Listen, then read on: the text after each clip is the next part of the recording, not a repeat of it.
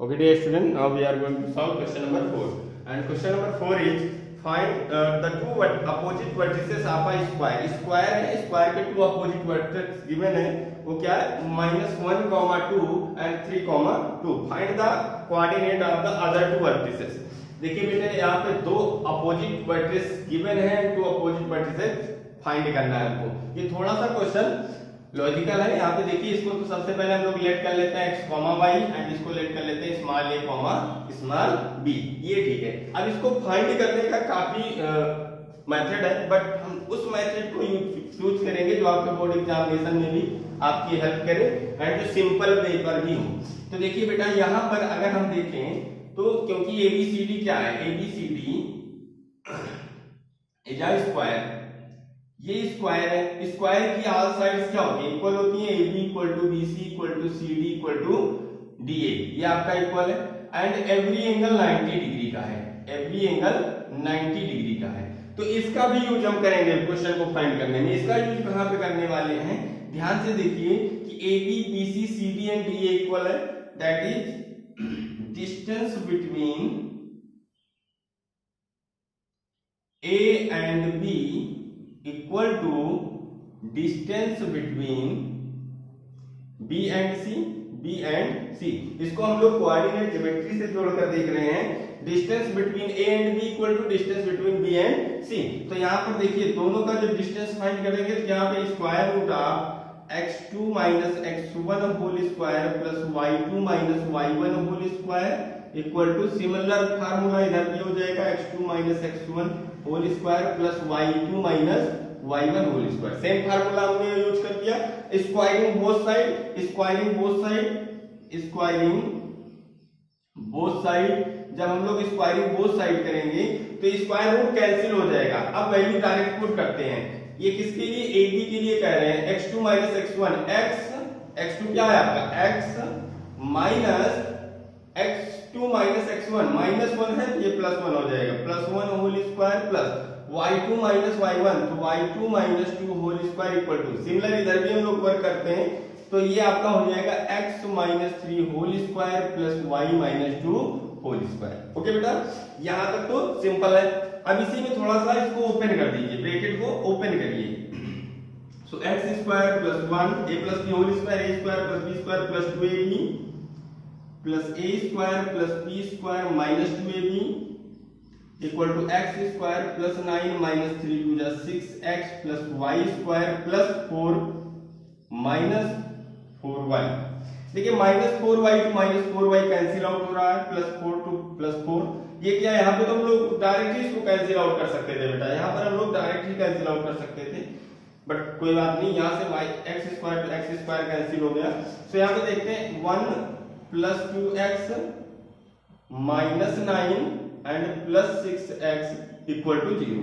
तो आप देख रहे हैं प्लस 6x, ये 8x हो गया एंड ये आपका -8 इक्वल टू 0 दिख रहा है बेटा, ये दिख रहा है, ठीक है। x इज इक्वल टू यहाँ पे 1 वैल्यू आ गई, x इक्वल टू वैल्यू क्या आ गई 1। क्वेश्चन बड़ा है इसलिए मुझे थोड़ा सा प्लेस बना के चलना पड़ेगा। x की वैल्यू 1 आ गई, यहाँ पे 1 कोऑर्डिनेट पॉइंट फाइंड हो गया भाई, सॉरी x कोऑर्डिनेट पॉइंट हो गया है 1 आ गया।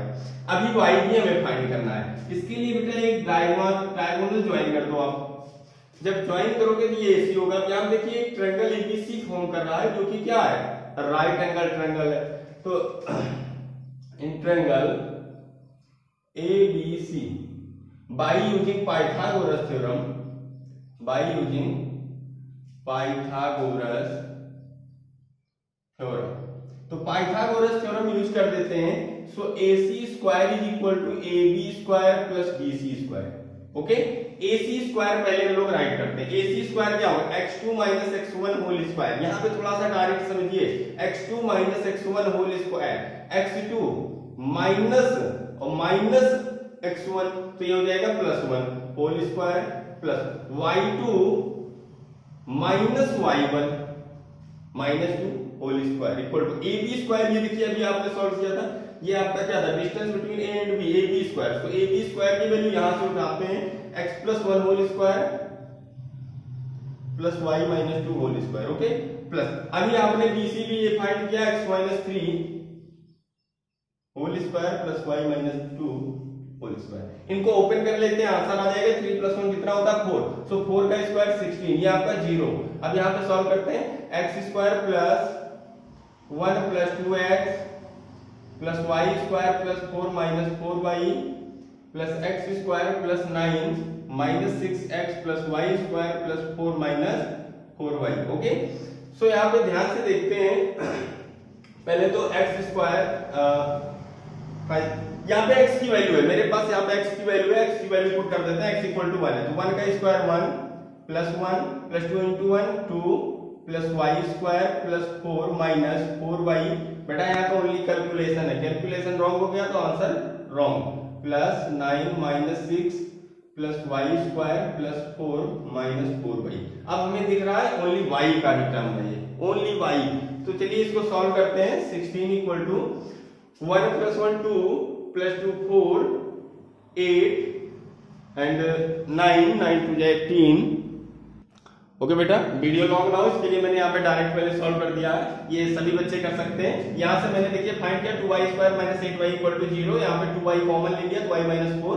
सो यहाँ से y की 2 वैल्यू आएगी, जब 2y इक्वल टू 0 होगा तो y इक्वल टू 0 होगा and y minus 4 equal to 0 होगा तो y इक्वल टू 4 होगा। तो y की 2 वैल्यू आ गई, y की एक वैल्यू 0 आ गई, एक वैल्यू 4 आ गई। तो ये जो भाई ठीक है, x की सिंगल वैल्यू y की डबल वैल्यू हो गई। तो हम डबल वैल्यू से ही अब d के भी फाइंड करेंगे। यहाँ तो क्लियर हो गया 1, 0 एंड 1, 4 2 वैल्यू हो सकती है। यहाँ पे कितनी वैल्यू हो सकती है 1, 0 एंड 1, 4 दो वैल्यू यहाँ पर हो सकती है। अब d का फाइंड करते हैं हम लोग। अब d का फाइंड करने के लिए बेटा प्लेस नहीं है, इसलिए हमें फिर से इरेज करना पड़ेगा। चलिए बेटा देखते हैं, देखिए d का फाइंड करने के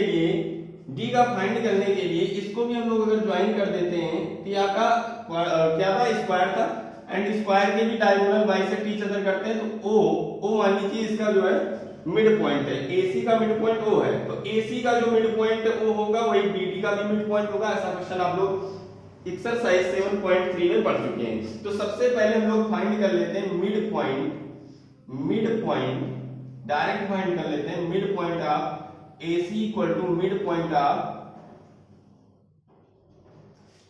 यहाँ पे पहले BD राइट करता हूं, क्वेश्चन सॉल्व करने में आसानी होती है। Mid point of AC। Okay, तो मिड पॉइंट ऑफ BD, तो BD का मिड पॉइंट क्या होगा x1 प्लस x2 अपॉन 2। सो x1 प्लस x2, एक बार तो इससे हम वैल्यू फाइंड करेंगे 1, 0 से, एक वन टाइम हम लोग 1, 4 से फाइंड करेंगे। चलिए 1, 0 से फाइंड करते हैं। तो मिड पॉइंट ऑफ BD, तो x1 plus x2 upon 2 comma y1 plus y2 0 plus b upon 2 equal to AC का mid point -1 plus 3 upon 2 comma 2 plus 2 upon 2 4 upon 2। तो ये आप देखेंगे यहाँ से जब कंपेयर करेंगे तो 1 प्लस a अपॉन 2 किसके इक्वल होगा, ये इसके इक्वल होगा, इक्वल टू 2 अपॉन 2 के। सो यहाँ से 2 से 2 cancel out, 1 plus a equal to 2। So a equal to कितना आ गया 1 आ गई, a की भी वैल्यू यहाँ पे 1 आ गई भाई, ठीक है। अब ऐसे यहाँ पे 0 प्लस b अपॉन 2, तो b upon 2 equal to 4 upon 2, ये कैंसिल हुआ, b की वैल्यू कितना आ गई 4 आ गई, b की भी वैल्यू 4 आ गई। बट ये किससे मैंने फाइंड किया था, मैंने 1, 0 से फाइंड किया। सिमिलरली हम लोग फिर से फाइंड कर सकते हैं